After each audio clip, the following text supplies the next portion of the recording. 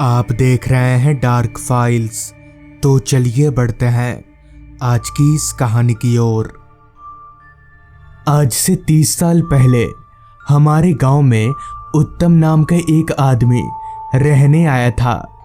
उसने हमारे गांव का एक खाली घर भाड़े पर लिया और उसी में रहने लगा। उसने जो घर भाड़े पर लिया था उसके आसपास कुछ भी नहीं था, अगर था तो सिर्फ खाली सपाट मैदान। उससे मेरी मुलाकात पहले दिन ही हो गई थी जिस दिन वो हमारे गांव में रहने आए थे। वो अधेड़ उम्र का एक काफ़ी शौकीन आदमी था। उसकी पत्नी 10 साल पहले ही मर चुकी थी और उनका कोई बेटा भी नहीं था। वो इस दुनिया में अकेले रहते थे, मगर उत्तम बाबू काफ़ी कम बात करते हैं। मैं इसके अलावा 2-3 बार उनके घर गया, मगर उन्होंने मुझसे ठीक से बात नहीं की, जिसके बाद मैंने भी उनके घर जाना छोड़ दिया। मगर इतने दिनों में मैंने जो देखा वो बात मुझे थोड़ी हैरान करने वाली लगी, क्योंकि उन्होंने अपना घर इस तरह से सजा कर रखा था जैसे वो किसी आदमी के बस की बात ही नहीं थी। खैर, कुछ दिन ऐसे ही बीत गए, जिसके बाद मुझे कानों कान ये बात पता चली कि उत्तम बाबू के घर से रात के वक्त किसी औरत की आवाज़ें आती हैं। ये बात सभी लोगों के साथ ही साथ मुझे भी खटकी कि भला उत्तम बाबू तो अकेले उस घर में रहते हैं, तो रात के वक्त किसी औरत की आवाज़ कैसे आ सकती है? कहीं उत्तम बाबू हमसे झूठ तो नहीं बोल रहे हैं। खैर, पूरी बात सुनने के बाद मैं अपने घर आ गया। तो उसी रात ठीक रात के 9 बजे मेरे घर पर हमारे गांव के 2-3 लड़के आए, जिसके बाद उनमें से एक ने कहा, नितेश बाबू, सुन रहे हैं ना गांव में क्या हो रहा है? उसके इतना बोलते ही मैं समझ गया कि ये लोग उत्तम बाबू के बारे में बात करने आए हैं। इस पर मैंने कहा, हाँ सुन तो रहा हूँ। फिर उनमें से एक लड़के ने कहा, हमने तय किया है कि कल सुबह सरपंच जी को पूरी बात बताकर उत्तम बाबू को गांव से निकाल देंगे। उसकी ये बात मुझे ठीक नहीं लगी। भला किसी इंसान के बारे में कानों कान कुछ भी सुनकर हम उसे गांव से नहीं निकाल सकते।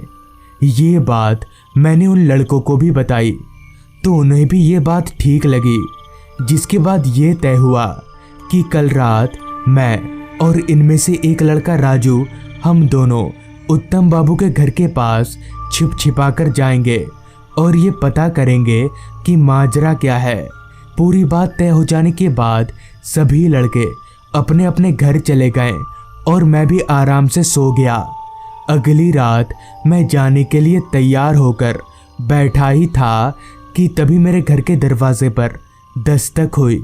मैंने उठकर दरवाज़ा खोला तो सामने राजू खड़ा था, जिसके बाद मैं अपने घर पर आता हूँ बोलकर राजू के साथ चलता बना।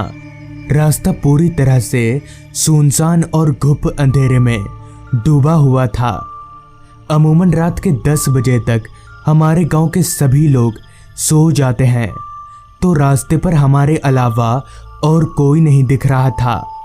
रास्ते पर इतना सन्नाटा फैला हुआ था कि चल रहे राजू के जूतों की आवाज़ हमें साफ साफ सुनाई पड़ रही थी, जिस पर मैंने राजू से कहा, अरे तेरे जूतों की आवाज़ काफ़ी तेज आ रही है, तो बाहरी रास्ते पर रुकना।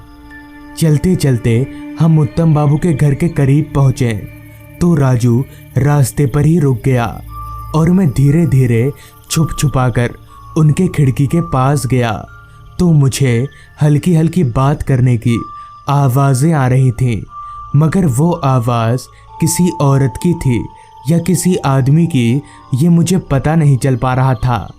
तो मैं पैर दबाकर चलते हुए दरवाजे के पास गया तो दरवाज़ा हल्का सा खुला हुआ था और तभी मुझे हल्की आ रही आवाज़ें थोड़ी जोर सुनाई पड़ी।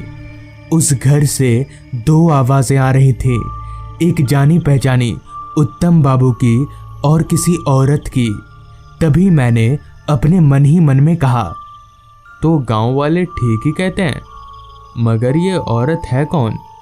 अभी मैं ये सोच ही रहा था कि तभी मुझे साफ साफ सुनाई दिया कि उस औरत ने उत्तम बाबू से कहा, एक आदमी घर के पीछे छुपकर हमारी बातें सुन रहा है, उसे घर के अंदर बुला लाइए। ये सुनकर मैं जितना हैरान नहीं हुआ, उससे ज़्यादा शर्म में पड़ गया कि मैं उत्तम बाबू को क्या जवाब दूंगा। अभी मैं वहाँ से भागने ही वाला था कि तभी एकदम से दरवाज़ा खुला और उत्तम बाबू निकलकर बाहर आए, मगर उन्होंने मुझे कुछ उल्टा सीधा कहे बिना मुझसे ये कहा, आइए अंदर आइए। शर्म में मैं पहले से ही पड़ चुका था, तो अब उनकी बात सुननी ही पड़ेगी। तो मैं घर के अंदर गया, मगर घर के अंदर जाते ही मैं सहम गया, क्योंकि अभी अभी जिस औरत की आवाज़ इस घर से आ रही थी वो औरत मुझे कहीं नहीं दिखी। बस घर के अंदर उत्तम बाबू और उनके बगल में रखा एक कलश था। मगर ये कैसे हो सकता है? अभी अभी तो मैंने साफ साफ औरत की आवाज़ सुनी थी और बाहर जाने का एक ही रास्ता है जहाँ मैं खड़ा था, और ये घर उतना बड़ा भी नहीं है जहाँ वो औरत छिप सके। तो वो औरत गई तो गई कहाँ? अभी मैं ये सोच ही रहा था कि तभी उत्तम बाबू ने मुझे बैठने को कहा, तो मैं उनके बगल में बैठ गया। मेरे बैठते ही उत्तम बाबू ने कहा, कोई ज़रूरी काम था क्या? उनके इस सवाल का अभी मैं जवाब देने जा ही रहा था कि तभी मुझे उसी औरत के जोर जोर से हंसने की आवाज़ सुनाई पड़ी। तो उस आवाज़ को सुनकर मैं एकदम से चौंक गया और उठ खड़ा हुआ कि भला इस कमरे में तो कोई औरत नहीं है, तो ये आवाज़ कहाँ से आ रही है? तभी मैंने जो देखा उसे देखकर मेरे पैरों तले की ज़मीन निकल गई और मानो मेरे शरीर का सारा खून जमकर बर्फ़ के समान हो गया, क्योंकि वो आवाज़ कहीं और से नहीं बल्कि उसी कलश में से आ रही थी जो उत्तम बाबू के बगल में रखा हुआ था।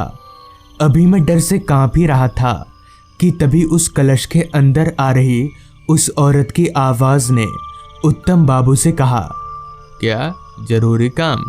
ये आपकी जासूसी करने आए हैं कि आप किस औरत से बात करते हैं? उस कलश से निकल रहे इस आवाज़ को सुनकर मैं और ज़ोर ज़ोर से कांपने लगा और कांपती हुई आवाज़ में उत्तम बाबू से कहा, ये क्या हो रहा है? इस कलश से आवाज़ कैसे आ रही है? इस पर उत्तम बाबू का जवाब सुनकर मैं क्या, वहाँ खड़ा कोई भी आदमी गिरकर बेहोश हो जाता। आगे उत्तम बाबू ने बताया, ये मेरी पत्नी है जो 10 साल पहले मर चुकी है और उसकी आत्मा हर रात कलश के अंदर आकर मुझसे बातें करती है।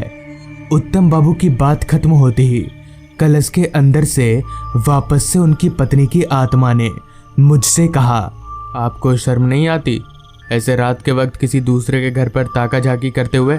जाइए अपने घर जाइए। जिसके बाद मैं भागता हुआ अपने घर आ गया।